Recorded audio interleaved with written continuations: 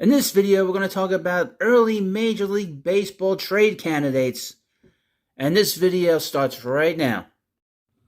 Now, it's never too early to talk about trades, and it's never too early about who's going to get moved before the trading deadline on August 1st in Major League Baseball. Before we get into this, of course, please subscribe to Baseball Head 2. We're going to do a lot of stuff like this when we get to the trading deadline. So if you're a fan of Major League Baseball, not necessarily the New York Mets, I'm going to talk about all these players that are going to go, and they might be going to your team somewhere, and doesn't necessarily have to be the New York Mets. So we're starting to see some articles popping up about players getting moved, some players that have expiring contracts, some players that are disgruntled, some players that that are they're going to be gone. Players that might have options on their contracts, players that you wouldn't expect to be moved. Now, I have a couple of names here, about 10 names from writer MLB.com, Mark Feinsand. Read some of the stuff and give you my take on it. There are some teams that are really bad that have some talented players on it, and some players could get moved. Some of these players could get moved. Some of these players probably won't get moved, and some players, well, it's all going to depend on what's going on with their teams, right? All right, first up, the Chicago White Sox. Right now, the White Sox are one of the worst teams in baseball. They're 16-29. Now, if you thought that Tony La Russa was the problem, you lost, because he wasn't the problem. Last year, they finished at 500. They have a new manager, a young manager with no experience, a guy that's brought new ideas, new ways of managing, except not winning ways. And they're 13 games under 500. They're 16-29 as I do this video. And you have guys on this list that are going to get moved. And I'll add another name to this list, specifically with the White Sox. And you let me know what you think. But Tony La Russa is a Hall of Fame manager. His first year, he won 93 games. Last year, they were a 500 team with a lot of injuries. And this year with Pedro Grifol, he's showing that he's a little over his head. And the situation there in Chicago is not very good. There in White Sox land. So first up is shortstop Tim Anderson. Let me read you what Feinstein has to say. If the White Sox decide to undergo a full rebuild, Anderson is a prime candidate to move prior to the trade deadline.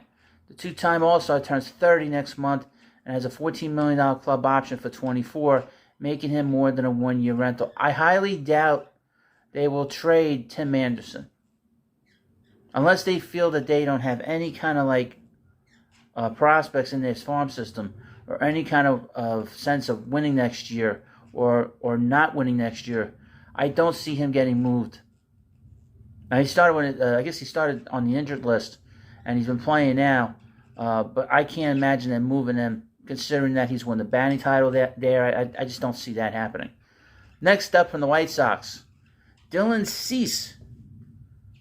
Cease entered the season on the short list of AL Cy Young favorites, but after a strong start to his year, the right-hander struggled for 4 straight outings before throwing 6 scoreless innings against the Astros on May 13th. The 27-year-old has 2 years of arbitration eligibility remaining, making him Chicago's biggest trade chip. I don't think he's getting moved either. I mean, he's a fairly young guy. He's got plenty of years left before he's a free agent. I don't see him getting moved. And they're going to be looking for a lot of players.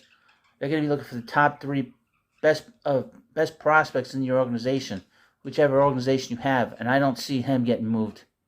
I don't see the White Sox moving him. He might be the last guy they move. Next up, Aroldis Chapman of the Kansas City Royals. Now, this was a very smart move by the Royals. They paid low to get a guy in who, in the past, he could help you get to the World Series. We've seen that he helped the Cubs get to the World Series. Bullpen depth is king during trade season, and despite a couple of recent hiccups, Chapman's 2023 resurgence figures to make him a popular target this summer. The 35-year-old lefty is striking out 14.6 batters per 9 innings, a big jump from his 10.7 mark a year ago. I definitely could see him getting moved. And the Royals are worse. They are worse than the Chicago White Sox. They are in dead last in the American League Central. I don't know what's going on in Kansas City. They have young players, but for some reason they just can't put it together. I don't understand what's going on there. That Bobby Wood Jr. and it just seems like it's like, what else are they doing there? What a mess there. Jack Flaherty, right-handed pitcher from the Cardinals. Much like the Cardinals, Flaherty's off to a rocky start, posting a 5.24 ERA through his first 9 starts. St. Louis has plenty of time to right the ship, but if the Cardinals become sellers, the right-hander, who's earning $5.4 million in his final year before free agency, could be on the move. Now, there's a lot of sort of contentiousness going on there in St. Louis. First, they didn't want Wilson Contreras catching. Then they put him in the outfield. That didn't work out. They've been bad, the Cardinals. So then they're like, Wilson, I'm sorry. And they put him back behind the plate. He had a big game last night against the Dodgers. He had 2 home runs. I would expect the Cardinals to right the ship. They seem that they've calmed down. It seems that Nolan Arenado has begun to hit there as well. And Wilson Contreras has hit as well. So next up, another player for the Chicago White Sox, Lucas Giolito. Another potential trade chip for the White Sox.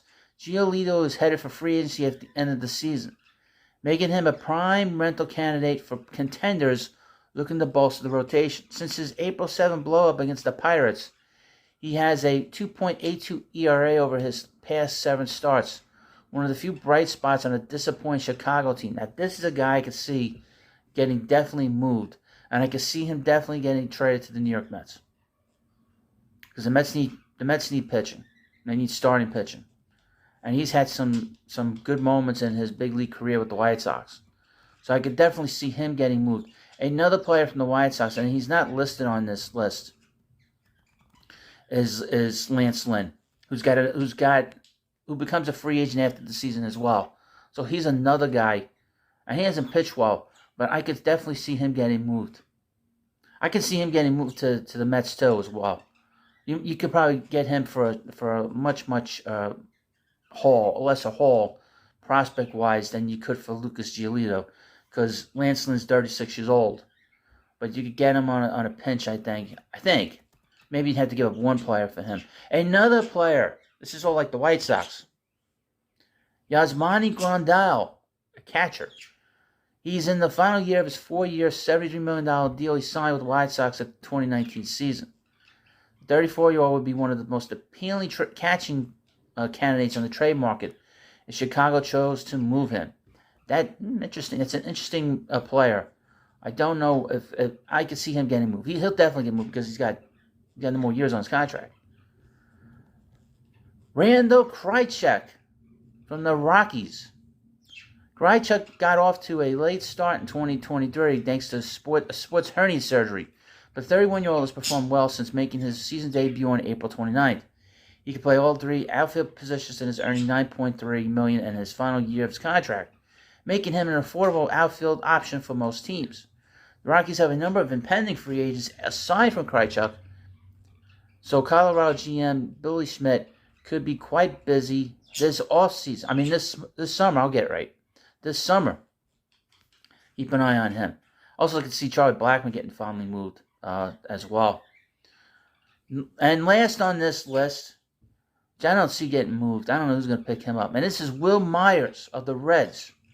Myers' versatility, he could play first in both corner outfield spots with the ability to play third in a pinch, would make him an intriguing option for contenders, though his bat will have to heat up if the Reds hope to get a decent return for the impending free agent. He's not. I don't know what happened to him. He's such a good player with the Rays, but again, the Rays when they're done with you, they kick you to the curb. Once they get everything out of you, they kick you to the curb, and you're never the player that you once were. If the Rays ever call your team, tell your team do not pick up the phone. I mean that's the bottom line. That's the bottom line. You don't make any kind of deals with the Rays, because the Rays, they'll fleece you. And then if they're trading some big player, or somebody that you think is big, like say Chris Archer, run. Don't even answer the phone. Just run away from the phone.